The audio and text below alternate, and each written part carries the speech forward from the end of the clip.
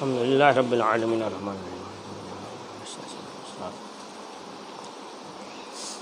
अऊज़ु बिल्लाहि मिनश शैतानिर रजीम बिस्मिल्लाहिर रहमानिर रहीम अल्हम्दुलिल्लाहि रब्बिल आलमीन वस्सलातु वस्सलामु अला अशरफिल अंबियाल मुरसलीन व शफील मुज़निबीन अनीसुल फ़क़राए वल मसाकीन सय्यदना व हबीबना व शफ़ी ज़ुनूबना व तबीब क़ुलूबना मौलाना बिल क़ासिम मुहम्मद सुम्मा स्वलातु वस्सलामु अला आलिहि तय्यबीन अत्ताहिरीन अल मअसूमीन व लअनतुल्लाहि अला अअदाइहिम अजमईन मिन यौमिना हाज़ा इला यौमिद्दीन अम्मा बाद फ़क़द क़ाल अल्लाह तबारक व तआला फ़ी किताबिल मजीद व फ़ुरक़ानिल हमीद बिस्मिल्लाहिर रहमानिर रहीम इन्नल्लाहा युहिब्बुत तव्वाबीन व युहिब्बुल मुत्तहरीन।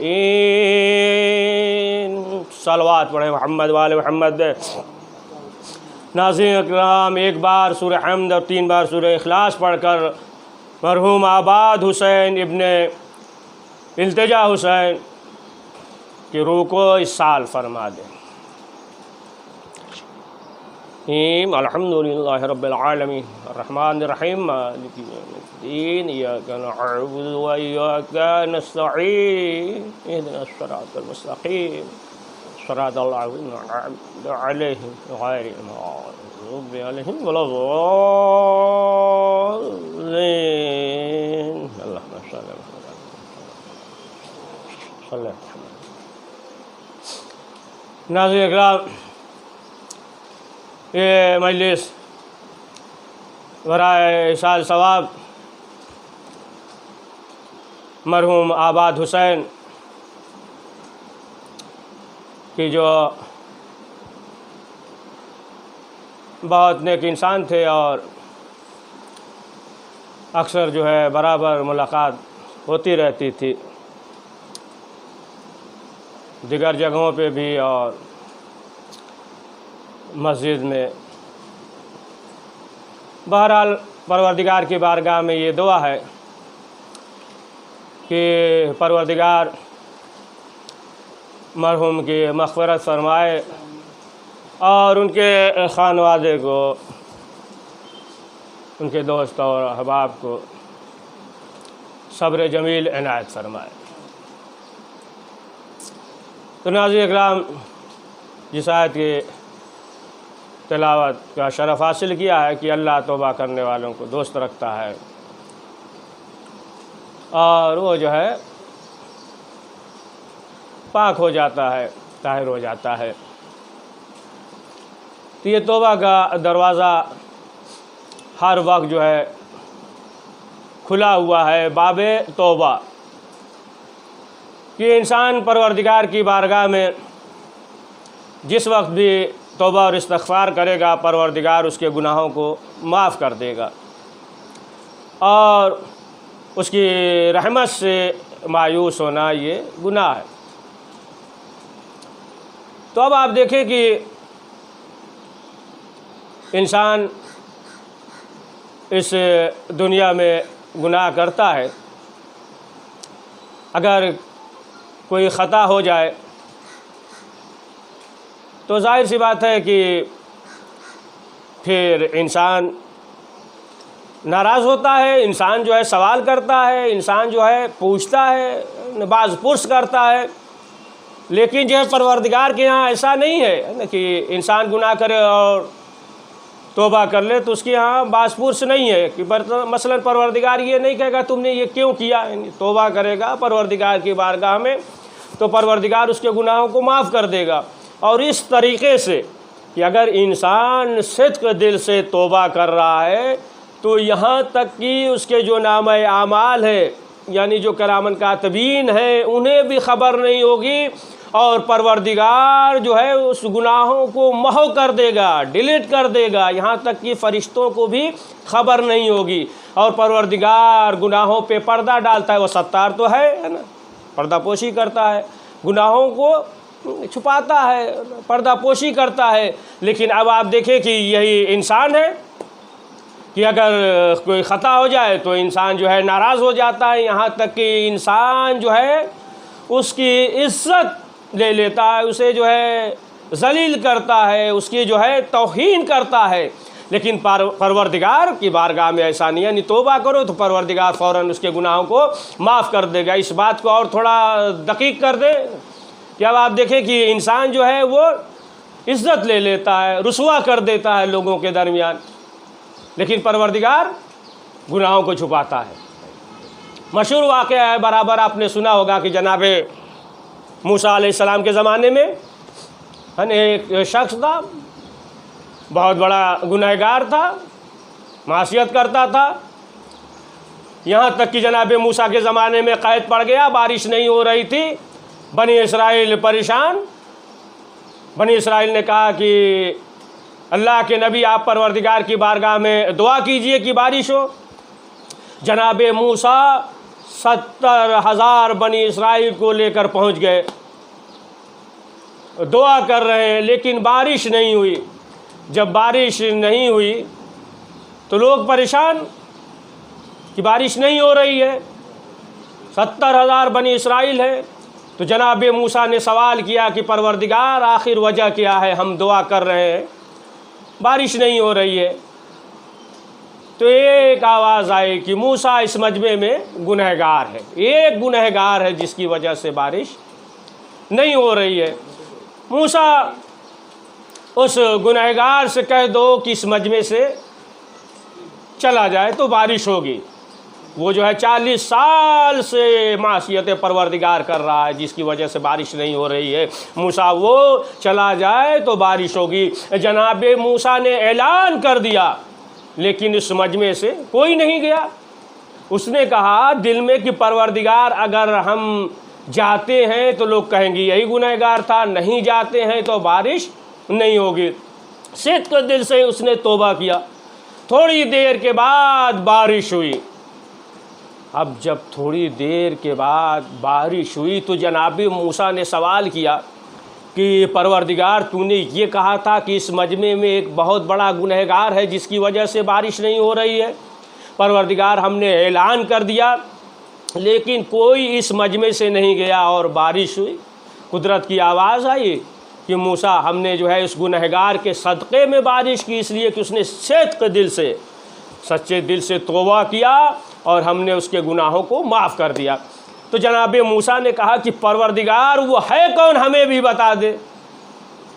कुदरत की आवाज़ आई, मूसा जब वो गुनहगार था तब तो हमने उसे रुसवा नहीं किया, अब कैसे हम उसे रुसवा कर दें। जब गुनहगार था तो हमने जो है उसके गुनाहों को आश्कार नहीं किया न, तो अब कैसे हम जो है बता दें। तो अब आप देखें, मालूम ये हुआ कि इंसान अगर सच्चे दिल से तौबा कर देता है, परवरदिगार उसके गुनाहों को माफ़ कर देता है और लोगों को ख़बर भी नहीं होती।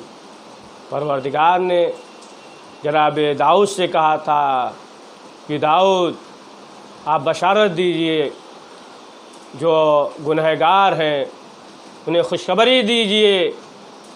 तो जनाब दाऊद ने सवाल किया था कि परवरदिगार कैसे? कहा कि जो गुनहगार हैं उन्हें खुशखबरी दीजिए, कह दीजिए कि परवरदिगार उसके गुनाहों को माफ़ कर देगा, यानी तौबा करेंगे तो उनके गुनाहों को माफ़ कर देगा। और जो साहिब ईमान हैं उन्हें जो है हमारे अज़ाब से डराइए कि वो जो है अपनी इबादत पे, अपने अमल पे नाज न करें, गुरूर न करें, वरना जब हम हिसाब लेंगे तो फिर जो है बहुत मुश्किल हो जाएगा, दुश्वारी हो जाएगी। तो हाँ अज़ीज़ान मोहतरम, ये इंसान ये रूह है ना, कि जिस तरीके से इंसान का जिस्म बीमार होता है उसी तरीके से इंसान की रूह भी है ना, ये बीमार हो जाती है रूह। अब आप देखें कि जिस तरीके से इंसान जिस्म के लिए करता है, जिस्म के लिए करता है ना, योगा करता है, एक्सरसाइज करता है ना, मसलन जो है खाने से परहेज़ करता है, खाने से मुराद मसलन चिकना खाने से परहेज़ करता है ना, मसलन शक्कर नहीं खा रहा है, योगा कर रहा है, ये तमाम चीज़ें ये सब सही है। हैं, ये सब जो है सही है, दुरुस्त है। इंसान जो है जिस्म के लिए कर रहा है, उसी तरीके से रूह है कि रूह भी जिस तरीके से जिस्म बीमार हो जाता है इंसान का, उसी तरीके से रूह भी। तो जब इंसान गुनाह करता है तो फिर ये रूह जो है ये मुर्दा हो जाता है। जाहिर सी बात है कि ये जिस्म की जो मरकज़ियत है रूह के लिए, तो अब आप देखें कि उसी वक्त तक कद्र और कीमत है कि जब तक इंसान के जिस्म में रूह है। और जाहिर सी बात है कि जब तक इंसान के जिस्म में रूह है तो इंसान कोशिश करता है कि वो बच जाए, है ना। ऑक्सीजन के ज़रिए जिस तरीके से भी हो, है ना, इंसान जो है कोशिश करता है कि वो जो है बच जाए। इंसान ये सोचता है कि मसलन हमारे जिस्म में दर्द ना हो, बदन में किसी जगह पे दर्द ना हो, जब तक रूह है कोशिश करता रहता है। लेकिन जैसे ही रूह निकल जाए, आप देखें कि जनाब आदम अलैहिस्सलाम का साचा था लेकिन सजदे के लिए हुक्म नहीं हुआ, और जब रूह डाली गई अनफ़क़्तु मिन रूही, कि जब जनाब आदम का जो साचा था, जो ढांचा था, जैसे ही रूह फूकी गई तो अब हुक्म हुआ कि सजदा करो।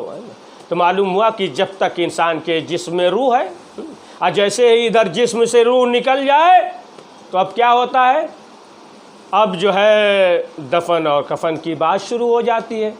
यानी मालूम ये हुआ कि अब जो है इसकी जो बस्ती है और इसका ये एहतराम है कि वहाँ तक पहुँचा दिया जाए। तो उसी तरीके से नाज़िर इकराम मालूम ये हुआ कि जिस तरीके से जिस्म सेहतमंद होता है, बीमार होता है, उसी तरीके से इंसान का ये नफ्स भी बीमार होता है, रूह, है ना। मसलन जो है इंसान के अंदर जो है उजब पाया जाए, है ना, खुद पसंदी पाया जाए, तो इसके मानी क्या है कि इंसान मरीज़ है।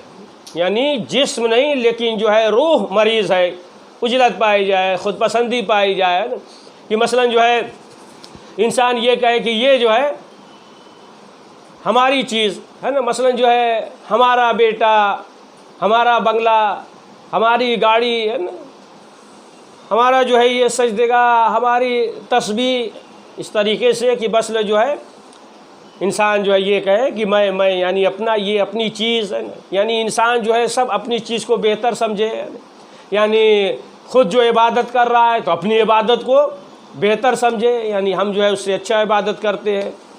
हमारा बेटा, मसलन जो हमारा बेटा तो इंजीनियर है, ये तमाम चीज़ें हैं, बहुत सी इस तरीके की चीज़ें कि इंसान के अंदर जो है अगर उजब पाया जा रहा है, ख़ुद पसंदी पाई जा रही है, तो मालूम ये हुआ कि इंसान जो है वो बीमार है, इंसान का रूह वो बीमार है।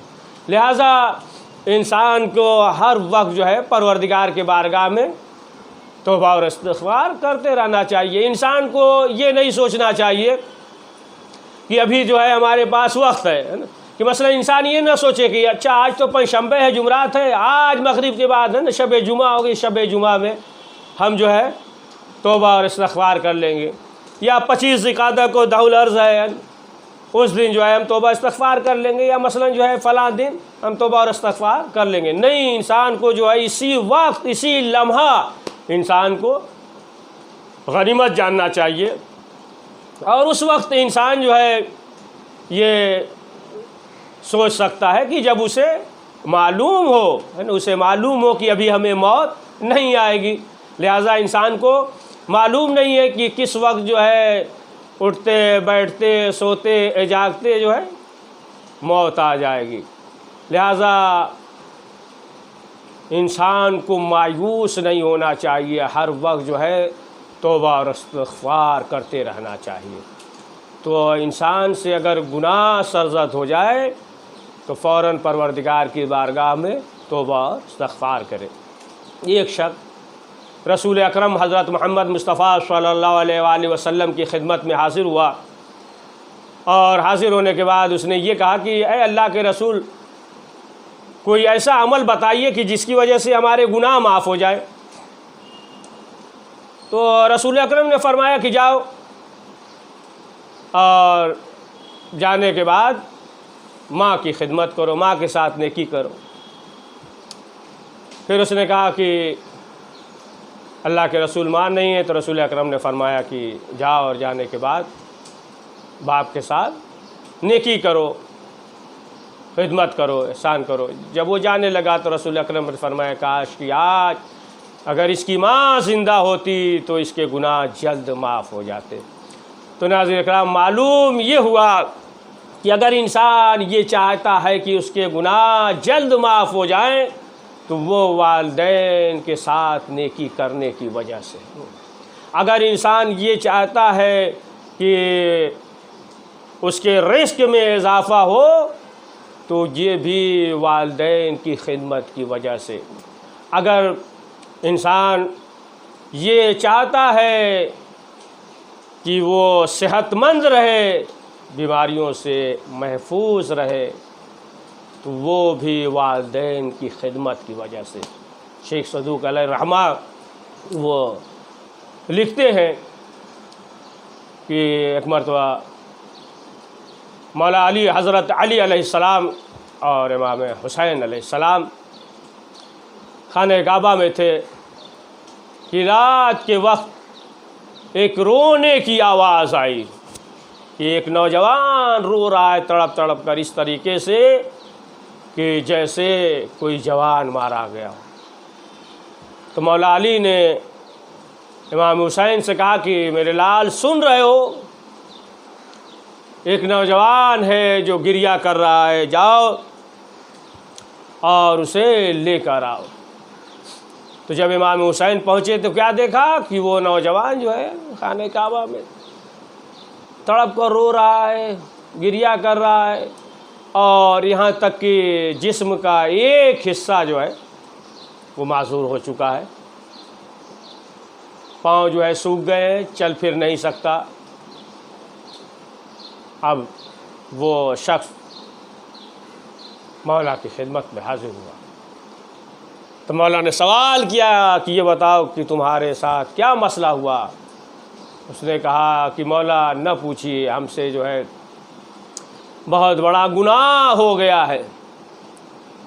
इमाम ने सवाल किया क्या हुआ, तो उसने कहा कि मौला हम जो है बुरे काम करते थे, गुनाह करते थे, और यहाँ तक कि एक रोज़ मेरा बाप एक संदूक में दौलत वगैरह थी, अशरफियाँ थी, तमाम चीज़ें, वो संदूक खोल रहा था तो हमने ये चाहा कि ये जितनी भी दौलत है ये सब हम छीन लें, और यहाँ तक कि हमने कोशिश की लेकिन जो है हम कामयाब नहीं हो रहे थे। तो यहाँ तक कि बाप को ज़ोर से धक्का मार दिया और बाप जो है गिर गया और वो दौलत हम लेकर निकल गए।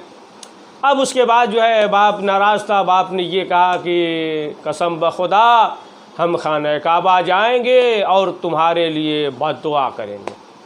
उसने कहा कि मौला मेरा बाप नाराज़ था और यहाँ तक कि खाने काबा आया, और आने के बाद उसने बद्दुआ की, और जिसकी वजह से जो है ये हो गया कि हम चलने फिरने से कासिर हो गए, पाँव सूख गया, हाथ सूख गए, एक तरफ का जिस्म जो है सल हो गया।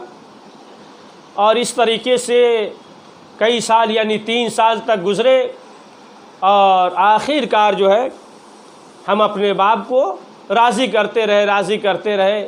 तो यहाँ तक कि बाप ने फिर एक रोज़ कहा कि ठीक है हम खाना काबा चलेंगे और जाने के बाद तुम्हारे लिए दुआ करेंगे कि शिफा मिल जाए। कहा मौला किसी तरीके से हमने बाप को राज़ी कर लिया, और उसके बाद जब हम चले तो ऊँट पे सवार थे, गुज़र रहे थे। मेरा बाप ऊँट पे था कि ऊपर से एक परिंदा उड़ा, और जैसे ही परिंदा उड़ा तो वो ऊँट जो है चौंक गया, भड़क गया और दौड़ा। जैसे ही दौड़ा बाप जो है ऊँट से गिर गया और उसका सर जो है पत्थर से टकराया और फ़ौरन इंतकाल हो गया। वहीं पे इंतकाल हो गया, हमने सुपुर्द लहद कर दिया। और उसके बाद मौला हम जो है दुआ कर रहे हैं और अभी हमारी दुआ कबूल नहीं हुई। तो इमाम ने कहा कि ठीक है घबराओ नहीं, और इमाम ने दुआ की तालीम दी इमाम ने कहा कि इसमें इस्म आज़म है और तुम जो है इस दुआ को पढ़ो। महज़िल में वो दुआ दिया और उसने उस दुआ को पढ़ी तो अब जो है वो सेहतमंद हो गया है। और जिस दुआ की इमाम ने तालीम दी थी वो दुआए मशलूल है। दुआए मशलूल की जो मफातिहुल जिनान में दीगर किताबों में भी मौजूद है। तो अज़ीज़ान मोहतरम, अगर इंसान ये चाहता है कि इंसान सेहतमंद रहे तो वो भी वालिदैन के साथ नेकी करने पे है।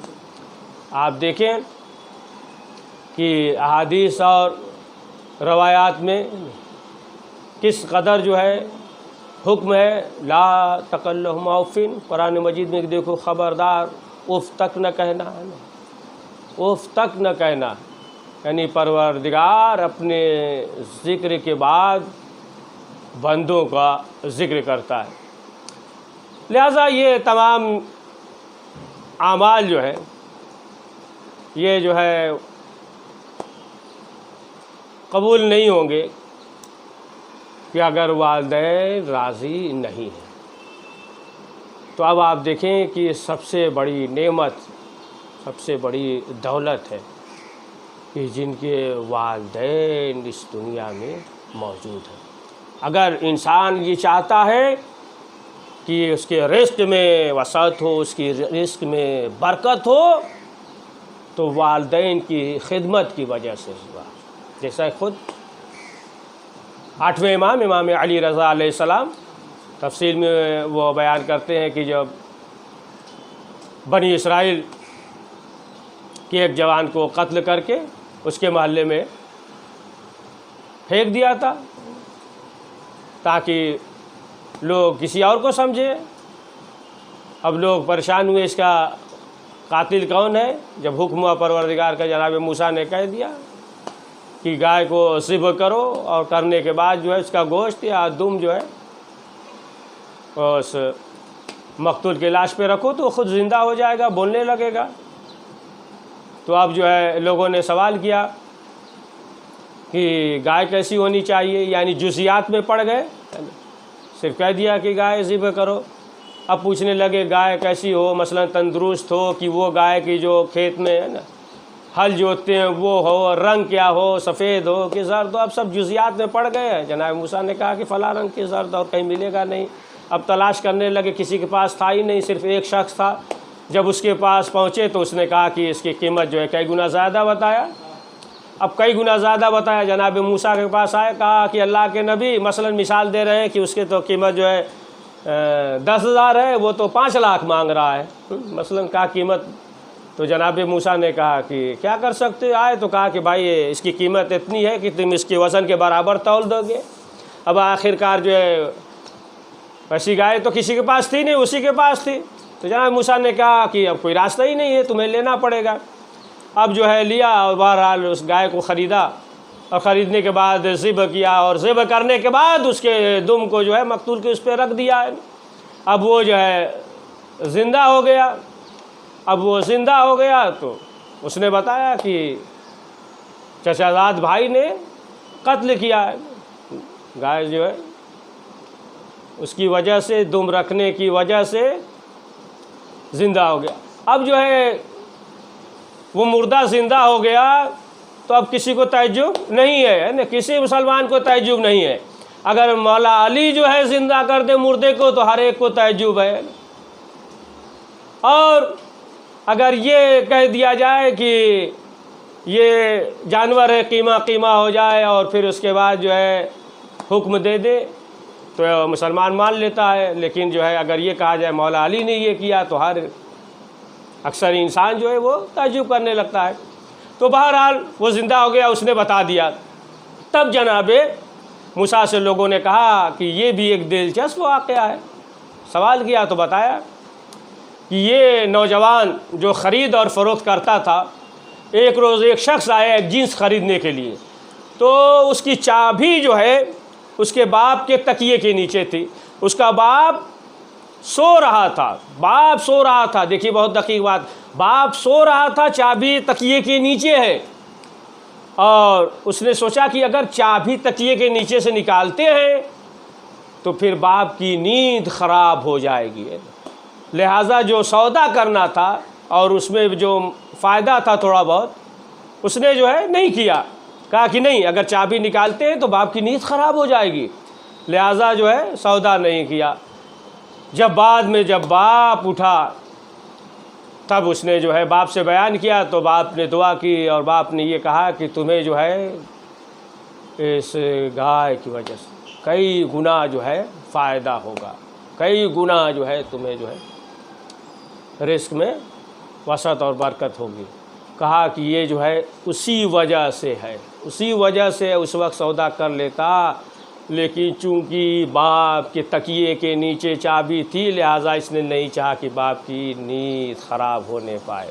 आप देखें, अंदाज़ा लगाएं तो फिर किस कदर जो है उसके रिस्क में वसअत और बरकत और इजाफ़ा हुआ।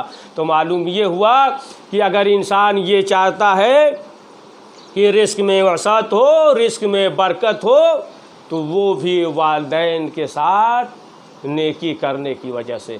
लेकिन अब आप देखें कि बाज़ जो है ऐसे भी नालायक मिल जाते हैं कि मिलता है कि दो बेटे थे, तो एक बेटे ने ये कहा कि माँ बाप बूढ़े हैं, तो एक ने कहा कि बाप हमारे यहाँ रहेंगे, एक बेटे ने कहा माँ हमारे यहाँ रहेगी।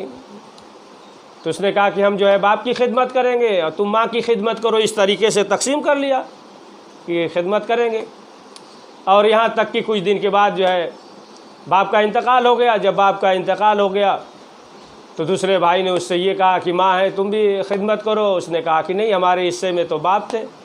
और उसने कहा कि वो तो बहरहाल अल्हम्दुलिल्लाह, अब हमें तो कोई ज़हमत नहीं है, ये तुम्हारे हिस्से में माँ है, लिहाजा जो है तुम खिदमत करो। तो ये दोनों अफराद को लोग लेकर एक आलिम के पास आए, कहा ऐसी बात है। तब ये जो है नाराज़ हुए और कहा कि ऐसा मालूम होता है कि जैसे तुमने जो है दौलत या ज़मीन को तकसीम किया है, कि ज़मीन को तकसीम कर लिया कि ये जो है तुम्हारे हिस्से में अब तुम करो, हमसे मतलब नहीं ये तुम करो। कहा नहीं, ऐसा नहीं हो सकता, कोई ज़मीन और दौलत नहीं है, जितना हक़ इसके ऊपर उतना ही हक़ तुम्हारे ऊपर भी है। तो अब आप देखिए कि मालूम ये हुआ कि ऐसे भी अफराद होते हैं। तो जाहिर सी बात है कि जब आप देखें कि इन माँ बाप के लिए ये हुक्म है कि जो एक तवस्सुल है, वसीला है, तो वो जो रूहानी बाप कि जिसके लिए रसूल अकरम ने फरमाया कि अना अबू अली आबाइल हाज़िहिल उम्मत, मैं और अली इस उम्मत के बाप हैं। तो अब अगर जो है उस अली की मोहब्बत दिल में ना हो तो जाहिर सी बात है कि जो ये माँ बाप हैं, अगर जो है ये आग कर दे तो अमाल कबूल नहीं। तो अगर जो है अली की मोहब्बत न हो दिल में, और फिर लाख इंसान जो है इबादत करे, लाख अमल अंजाम दे, परवरदिगार की बारगाह में कबूल नहीं है। रसूल अकरम ने फरमाया कि हुब्बु अली जवाज़ुल जन्ना, अली की मोहब्बत जो है ये जन्नत का पासपोर्ट है, वीज़ा जन्नत का पासपोर्ट है, जवाज़ है ये अली की मोहब्बत। और फरमाया कि अगर ये ना हो तो लाख तुम जो है हज करो, लाख जो है तुम ज़कात दो, खाने काबा का तवाफ़ करो, तुम जो है दिगर इबादत अंजाम दो, परवरदिगार की बारगाह में वो कबूल नहीं है।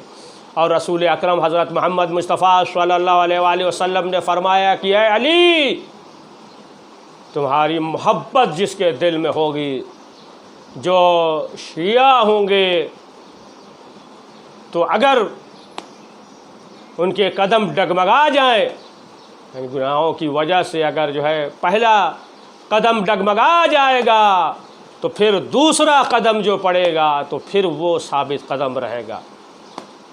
और फरमाया कि हम जो है उन्हें हौज़े कौसर पे शराब करेंगे, और जो तुम्हारे मुहिब होंगे, जो तुम्हारे शिया होंगे, तो हम अहले बैत तमाम अंबिया होंगे, और साथ में वो होंगे कि जो शिया होंगे, जो मुहिब अहले बैत होंगे। तो नाज़रीन इकराम, मालूम ये हुआ कि तमाम अमाल का दारो मदार वो अहले बैत अइम्मा मासूमीन अलैहिस्सलाम की मोहब्बत पे है। ये तमाम आमालों का सरदार है ना। यही वलायत अहले बैत वलायत अली इब्न अबी तालिब कि जो सबसे बुलंदी पे होगा। ये जो है सबसे बड़ी दौलत है और तमाम आमाल का सरदार ये है। जैसा कि देखें कि हर एक का सरदार होता है, उसी तरीके से मसलन जो हर एक का सरदार होता है, मोहल्ले का भी सरदार होता है, घर का भी सरदार होता है, हर एक का सरदार होता है। मसलन अंबिया के सरदार रसूल अकरम हैं, औलिया के सरदार मौला अली हैं, जन्नत के सरदार इमाम हसन और हुसैन हैं, औरतों की सरदार जन्नत की फ़ातिमा ज़हरा सलामुल्लाह अलैहा हैं। किताबों में सरदार जो है वो कुरान मजीद है, फ़रिश्तों में सरदार जनाब जिब्रील हैं, दिनों में सरदार जुमा है, महीनों का सरदार माह रमज़ान है। तो जिस तरीके से हर एक का सरदार होता है, हर एक का सरदार, तो उसी तरीके से अमाल का भी सरदार, अमाल का सरदार। तो अमाल में सबसे अहम अमल क्या है? इबादत कि जो कबूल तो सब कबूल, नमाज। तो क्या नमाज जो है ये अमाल का सरदार है? तो नहीं, नमाज भी अमाल का सरदार नहीं है। तो रोज़ा कि इंसान जो है 1 महीना दिन में भूखा और प्यासा रहता है, तो क्या रोज़ा अमाल का सरदार है? कहा नहीं, रोज़ा भी अमाल का सरदार नहीं है। हज किस कदर जो है ज़हमत करते हैं, कितना पैसा, 3 लाख या उससे भी ज़्यादा है, तो फिर जो है क्या हज सरदार? कहा कि हज भी अमाल का सरदार नहीं है। तो मालूम ये हुआ कि नमाज ये भी अमाल का सरदार नहीं, रोज़ा ये भी अमाल का सरदार नहीं, हज ये भी अमाल का सरदार नहीं। तो अमाल का सरदार खुद रसूल अकरम फरमाते हैं, जो अमाल का सरदार जो है हुब्ब अली सैयदुल अमाल, अली की मोहब्बत जो है ये तमाम अमाल का सरदार है। विलायत अहले बैत ये जो है तमाम अमाल की कबूलियत का ज़िम्मेदार यही अहले बैत की मोहब्बत। और ये जो है उसी तरीके से है मोहब्बत कि आप देखें कि अगर जो है कहीं आप फ़ोन करें किसी दिगर ममालिक में या किसी जगह फ़ोन करें तो उसका कोड नंबर होता है। अगर वो कोड नंबर नहीं मालूम है तो फ़ोन नहीं हो सकता। तो उसी तरीके से ये मोहब्बत अहले बैत जो है ये कोड है, कोड नंबर है ना, कि अगर ये है तो फिर जो है तमाम आमाल कबूल है।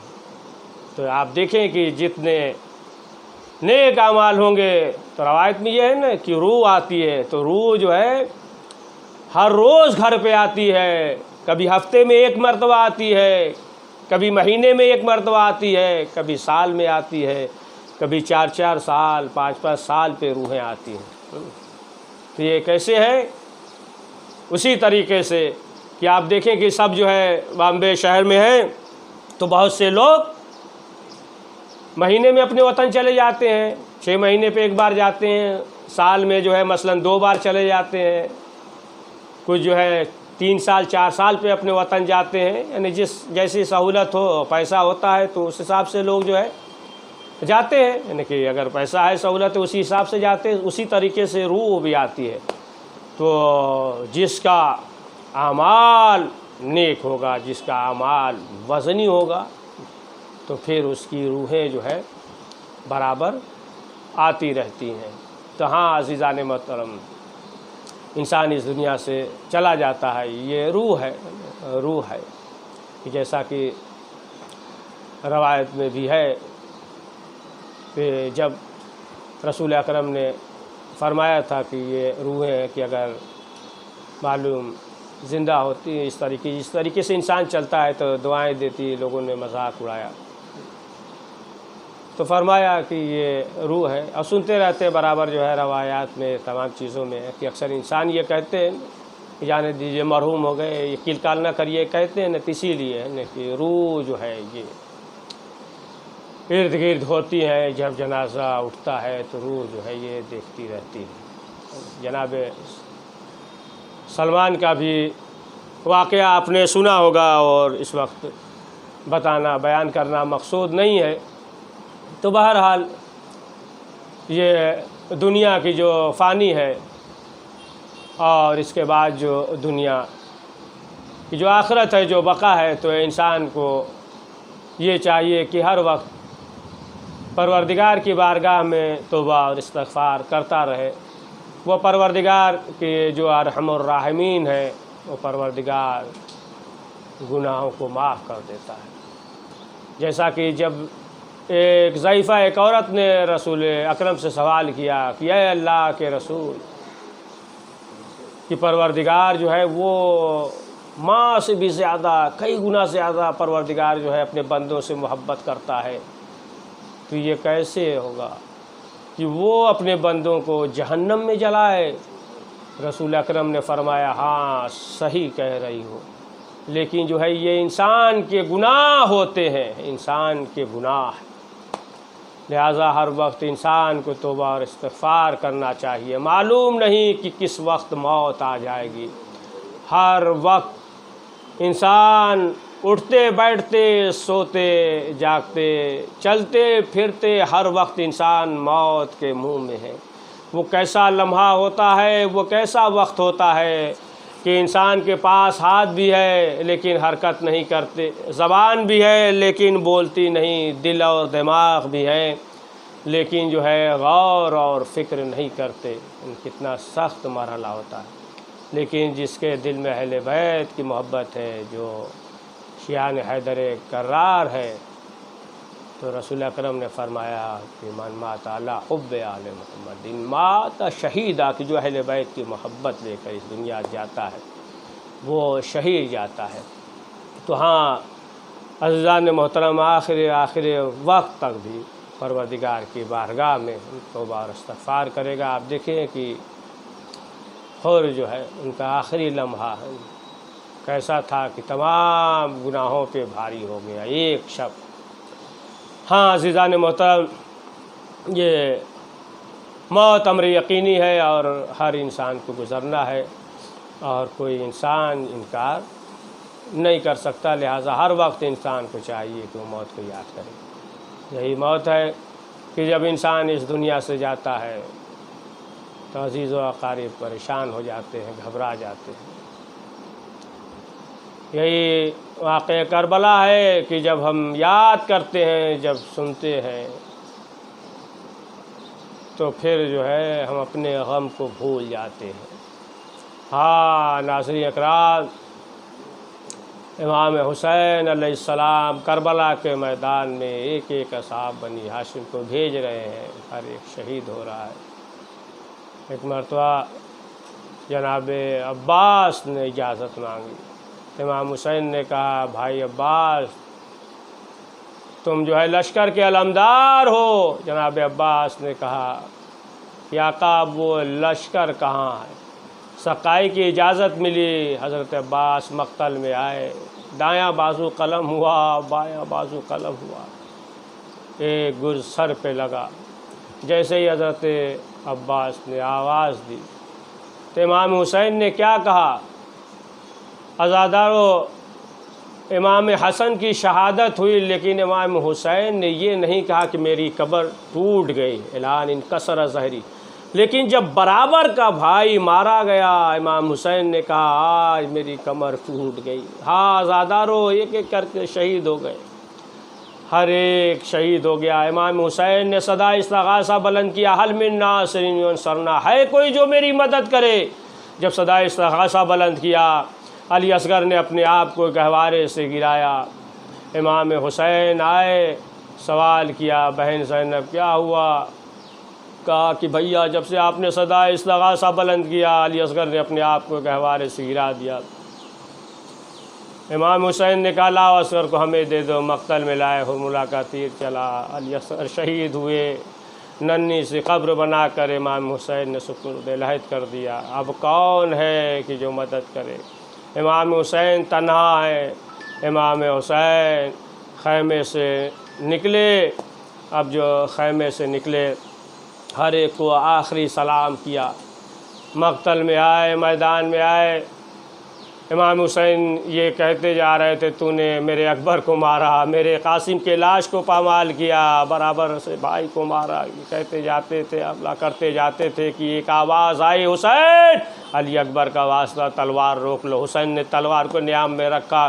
ज़ालिमों ने चारों तरफ से घेरा, कोई तीर मारता है, कोई नेज़ा मारता है। हाँ, आज़ादारों, ज़मीन करबला हिली, सियाह आधिया चली, शहज़ादी ज़ैनब ख़ैमे में आई। सैयद सज्जाद ने कहा कि फूफी अम्मा क्या क़यामत आ गई, ज़रा ख़ैमे का पर्दा उठाइए। शहज़ादी ज़ैनब ने ख़ैमे का पर्दा उठाया, सैयद सज्जाद ने अमामे को उतारा। कहा, फूफी अम्मा आज हम यतीम हो गए, वो देखिए सरनों के नेज़ा पे है, अस्सलाम वालेकुम या अबा अब्दुल्ला।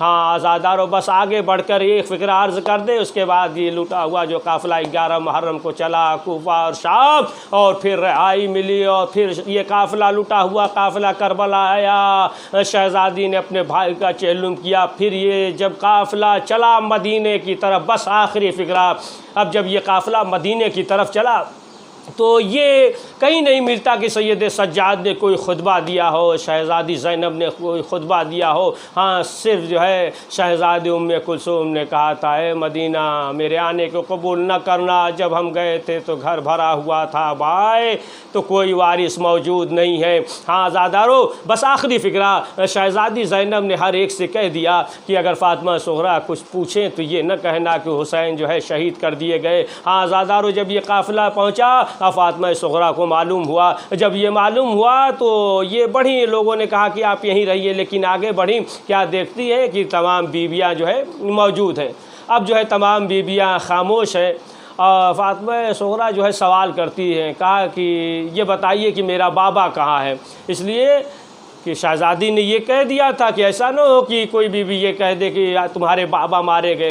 सवाल किया मेरे बाबा कहाँ हैं, तमाम बीवियाँ खामोश थी। फिर सवाल किया कि मेरे बाबा कहाँ हैं, तमाम बीवियाँ खामोश थी। आखिर में फिर सवाल किया, फूफी आप बोलती क्यों नहीं, मेरा बाबा कहाँ है। जब ये कहा तो शहज़ादी ज़ैनब ने कहा कि बेटा तेरे बाबा को करबला के मैदान में शहीद कर दिया गया। अब सवाल करती जाती हैं, अली अकबर कहाँ है, कासिम कहाँ है। एक मरतबा शहज़ादी ज़ैनब ने कहा, ए मेरे लाल, सब करबला के मैदान में गए और सब शहीद हो गए। जब ये कहा तो अब फ़ातिमा सुग़रा जो है हर बीबी की गोद की तरफ देख रही हैं। हर बीबी की गोद की तरफ जब देख रही हैं, इनकी नज़र है, तो एक मरतबा शहज़ादी ज़ैनब ने सवाल किया कि बेटा क्या चीज़ तलाश कर रही हो। कहा हम अपने भाई असगर को देख रहे हैं। अरे मेरा भैया असगर तो इस काबिल नहीं था कि जो मैदान में जाता। शहज़ादी ने कहा, ये मेरे लाल, अली असगर को हुसैन मक़तल में लेकर गए, ज़ालिमों ने शहीद कर दिया।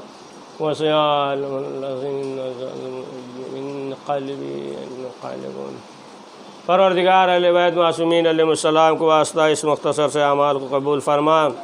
करीम जो परेशान हाल है उनकी परेशानियों को दूर फरमा। परवरदिगार अहले बैत मासूमीन अलैहिस्सलाम का वास्ता मरहूम आबाद हुसैन इब्ने इत्तिया हुसैन की मग़फ़िरत फरमा, करवट करवट जन्नत नसीब फरमा। इनके खानवादे को सब्र जमील इनायत फरमा। परवरदिगार ये जो मरज़ कोरोना वायरस है, इस मरज़ से हम सबको महफूज फरमा, और जो मरीज़ हैं उन्हें शफ़ाए आजिल इनायत फरमा। और जिन जिन लोगों ने दुआओं के लिए कहा, घर पे हैं, हॉस्पिटल में हैं, बीमार हैं, परवरदिगार सैयद सज्जाद का वास्ता, अली इब्न अबी तालिब के तैयब ताहिरूह का वास्ता, उन्हें शफ़ाए आजिल इनायत फरमा। करीम हज़रत के ज़ुहूर में ताजिल फरमा, हमें उनके आवान अंसार में शुमार फरमा। हज़रात एक बार सूरह हम्द और 3 बार सूरह इखलास पढ़कर मरहूम आबाद हुसैन इब्ने इल्तिजा हुसैन की रूह को इसाल फरमा दें। बिस्मिल्लाहिर्रहमानिर्रहीम, अल्हम्दुलिल्लाह, अस्सलातु मुस्तक़ीम, सलातु अल्लाह